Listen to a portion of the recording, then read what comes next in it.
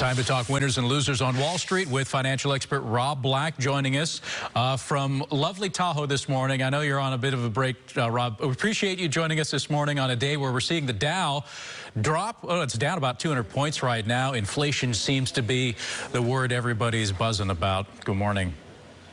Yeah, so I am working. I'm just taking my kids to camp. Yeah, good. But I am putting in full days and full nights. Really early mornings is actually what I do. But stocks are gyrating today. Hot inflation read, which means you and I pay more for the same thing we were paying last year. This is going to cause the Federal Reserve to raise interest rates probably 3 times in the month of July.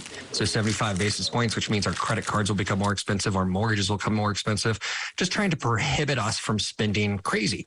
But that won't stop the high price of oil out of the Ukraine and some of the other issues causing inflation, like supply chain management.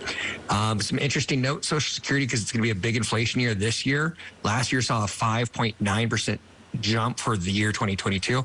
We're probably looking at a 10.5% jump for next year. So if your parents or family members are in retirement, Social Security is going to get about a $175 boost next year. That's not done yet. We still have half a year to go on inflation numbers, but that's the idea. That's an extra $175 a month, $1,668 a year is what you could get from Social Security. And it's today's National Friday, so if you have an app on your phone with McDonald's or Burger King or Sonic, they're all doing free French fries, James, if you use your app. National French Fry Day, kind of silly, but it's better than talking about inflation nonstop, right? It is, yeah. And I also saw a note here about ready-to-drink cocktail wars heating up. Tell me about that. Yeah, it's not about me and you because we're set in our ways. It's about the younger consumer out there who kind of is looking for something new. 2 years ago, it was Truly's hard seltzer. That seems to have come and gone. Now it's pre-mixed drinks with a Pepsi cocktail with hard Mountain Dew. That's getting ready for a national launch after staying in just 3 states. And that's competing with Coca-Cola, who made a relationship with Jack Daniels in the month of June. So watch what your kids are drinking. Watch what the cans are in their trash can, James, because it may have a little bit of 5% alcohol kick to it coming in soon to your home. Duly noted. All right. Yeah, I know we can't avoid talking about the inflation. I mean, it's in the headlines everywhere. On this online site, it says Dow dips 200 points, stocks gyrate after hot inflation report. Kind of break down what that report found. I mean, price of everything's going up. Yeah, it was just faster. Month to month, inflation jumped about 1.3%. We're at a 9.1% reading, which if your wages aren't up 9.1%, you're struggling. Gas, shelter, food, all are higher. Energy costs are up 41% year over year. We were hoping this was the month of the peak because we heard 20 days in a row where gas prices dropped in June and July, but that hasn't been factored in yet. Shelter costs are up 5.6%. Rents are killing people.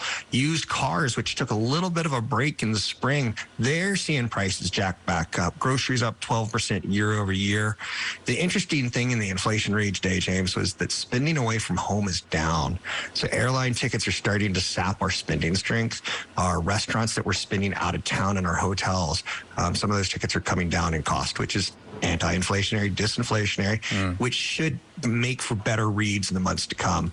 This should be the last time I talk about horrific inflation, but I said that last month. Yeah, well, we'll see where it goes. Everybody's tightening the belt, and I guess that includes digital advertisers, too. I see a headline here about Facebook facing some difficult news as advertisers are pulling back a little bit, and that's their bread and butter. Yeah, I've liked shares of Facebook in the past, and I think they're cheap now, but I prefer Google. I know Facebook is a local company, so we like to talk about it. Mark Zuckerberg has warned employees there's going to be headcount reduction. We have to trim some of the fat. That's not the best thing to say to your employees while they're at work. But advertisers are leaving for the first time ever on Facebook. What was a crazy platform that gave them a lot of information on you, on the cookies that you were using at Facebook, on the websites your wife was searching for vacation ideas. All that information got locked out by Apple on Apple devices, and Google plans to do the same thing. So Facebook's desperately trying to reinvent itself. Last year, the markets were at highs, so they could say, let's do the metaverse. Let's do stupid things like that. Spend lots and lots and lots, billions and billions and billions of dollars. Now they can't spend that because the markets aren't at an all-time high. Sheryl Sandberg's leaving. Twitter's having an issue with love and respect. The only social media that's working right now is TikTok. So I'd be very cautious of that sector in the short term. in the long term, you know, number one, it's okay to lose some power to TikTok, and TikTok will eventually be number one. But Facebook's just not as sharp as it was. Interesting. Okay. Rob, as always, we appreciate your insights and your time. We'll talk to you again tomorrow. Let Rob know what you want him to chat about. He's more than willing. Facebook, Twitter, reach out to him on those handles there. You can email him directly at rob@robblack.com.